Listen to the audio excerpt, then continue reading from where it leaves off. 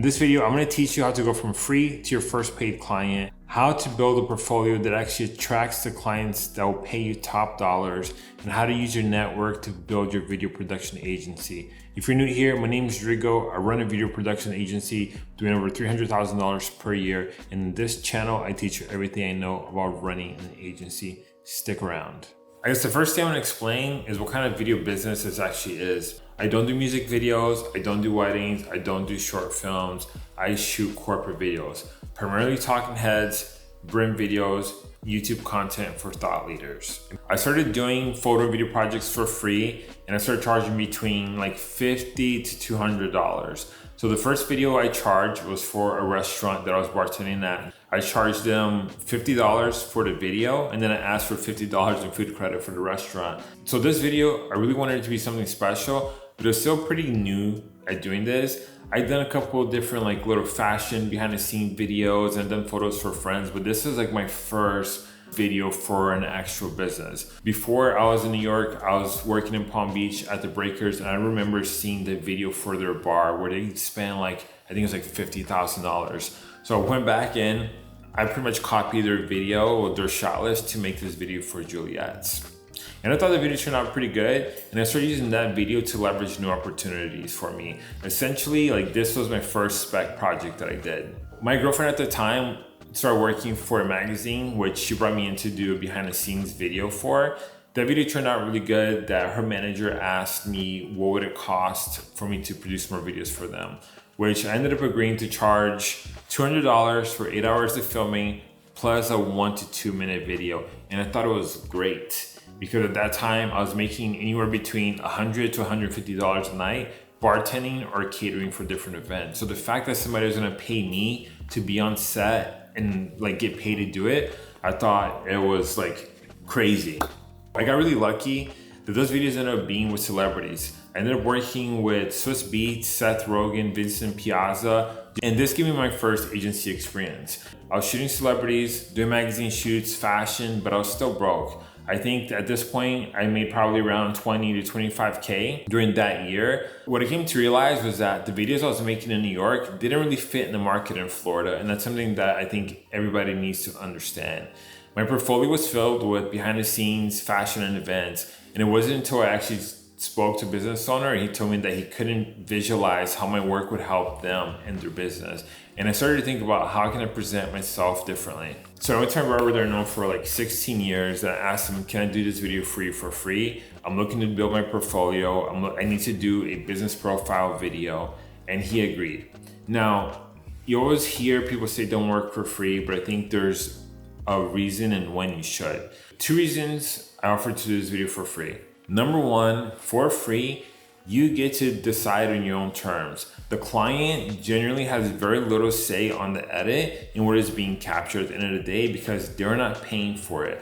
I'd rather do a video for free and do it on my own terms than get paid $200 or $300 to do a video that I hate or that I don't want to put on my portfolio. Number two, I knew my barber knew a lot of people. So as you're starting out, think about the people in your network that are connectors. Another place I would reach out to, local marketing agencies, social media agencies, people that are doing ads right now and they don't have a video team. Make a list of those people and make a genuine connection with them. So this is a tactic that actually unlocked business for me. I started targeting dentists because I knew they had a high ticket client and they need marketing. So here's what I did. I went to Google, I found a dentist I wanted to work with. I screen captured a bunch of the reviews. I then took those reviews and made it into like a 15 to 30 second video that was like, you know, Dr. Smith reviews, here's what their customers have to say. I then ranked that video on YouTube for that doctor. So it was like their city name plus their dentist name. So I emailed the doctor and I said, hey, Dr. Smith, I'm new in the area. I came across your practice. I saw all these incredible reviews. I made a video for you. It's already ranking on the first page of YouTube. Check it out. Let me know what you think. The last line, let me know what you think. It's not asking for money. It wasn't pitching. I just wanted to start the conversation. After probably 2 or 3 weeks, he responded. I offered to do the video for free in exchange for a review and a referral to another dentist. He agreed. The next dentist, he paid me $1,800. I didn't have to pitch my way in. I just provided value first and then asked. Now, to be realistic, this whole process took about 3 weeks from the first email and him agreeing to do the video. You have to remember that business owners are busy and they have a gazillion people reaching out to them every single day trying to sell their services. So don't be pushy. No one likes that. Have patience. I think the thing that put the nail in the coffin and helped us close this was I sent him a breakup email. It was something along the lines like, hey, Dr. Smith, I reached out a couple of times. I know you're really busy. This is my last email. I wanted to reach out one last time. I was hoping to work with you. If you're not interested in this free video, I'm going to offer it to another practice in the area. I'm only making one of these. He ended up calling me an hour later and wanted to find out if this was real or not. Because as a business owner, and I get this all the time, you get emails every single day of someone trying to pitch you or telling you that they could do something for your business. Some tools I would recommend, there are tools out there that will let you know when someone has opened your email. A tactic that we were doing in the past is that when I got the notification that someone opened my email, that is when I'll call their office to speak to them. And sure enough, they'd be like, yo, dude, I was just looking at your email. I'm so glad that you called. Just so you know, I reached out to over 100 businesses and offered them a free video before I got this one person to say yes. So it won't happen overnight. And I think nowadays is even easier with Instagram DMs and how you can actually follow somebody on LinkedIn and build a connection. These tactics still work. You just have to apply it to today. Do not do it in a spammy way. I get so many people that will email me like, hey, I love the content you're putting out. Do you need help editing your videos? That is not a real genuine connection. What is it of value that you're bringing to the conversation? Because I promise you, you're sending out messages like this to business owners, they are deleting them one after the other. Now, shooting this first video with a client, someone I didn't know, I learned a couple of things. So first one was scheduling. We went to film during normal business hours and that was rough. He had to keep leaving to take care of patients. There was noise from the equipment. There's people leaving in and out of the office. These are all things that I never thought about or never had to dealt with. And all these things ended up impacting the final video because there were sound bites that we really liked and we couldn't use. So like this one free shoot that I did paved the way for a bunch of things that we put in place that I would have known if I didn't do this video for a client first. Being for free and letting him know this was my first one like this bought me a lot of leeway with him and understanding like, hey, I know this was not gonna be perfect, but it was free, but it's still good enough. So what happens is a lot of new filmmakers wanna go in, you wanna get paid right away, and you go to a shoot and you don't know about any of these things and you wanna charge a client money. And to the client is, they paid you money and they're also investing their time and they get a product that they're not happy with. Doing this kind of work, building your portfolio first with a couple of pieces that proves to the client that you know what you're doing, it will buy you so much experience. So you're not gonna learn unless you go work for somebody else first. And just remember that this project that you're working on, you're always gonna be using this project to get your next client. So give it all that you got. Number two, this is a real eye-opener for me. And I think the thing that really opened up my eyes was a month later, I reached out to Dr. Smith to see how the video has been performing for the practice. And my surprise, the video flopped. 10 views. See, the thing I didn't know or understand about the videos I was doing in New York was that they had a plan or distribution in mind. How the video is being used or leveraged after it's finished. So the agency that I was working with doing all the behind the scenes for the magazine, the videos did really well on YouTube. I never understood is that they're putting the videos on their newsletter, they're putting the videos on their website. There was an article that was going out with it. There was a magazine that was going out that talked about the video as well. There are all these signals pointing to the video. And me giving the video to Dr. Smith and like just saying like, hey, here you go. He didn't know what to do with it. When I went to go look at the video on YouTube, it was literally, Dr. Smith's practice, final is how it appeared on YouTube.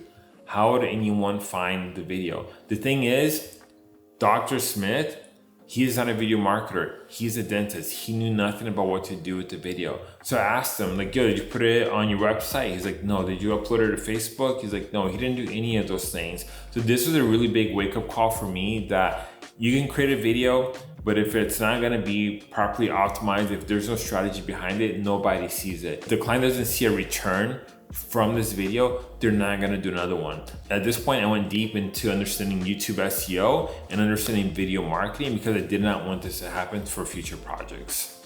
So a quick tip is if you're just starting out, keep in mind if you're emailing businesses, don't send more than 5 emails per day because Google will flag you as spam. Avoid sending emails on Mondays and Fridays. If you send an email on Monday, they're catching up with everything that happened in the weekend.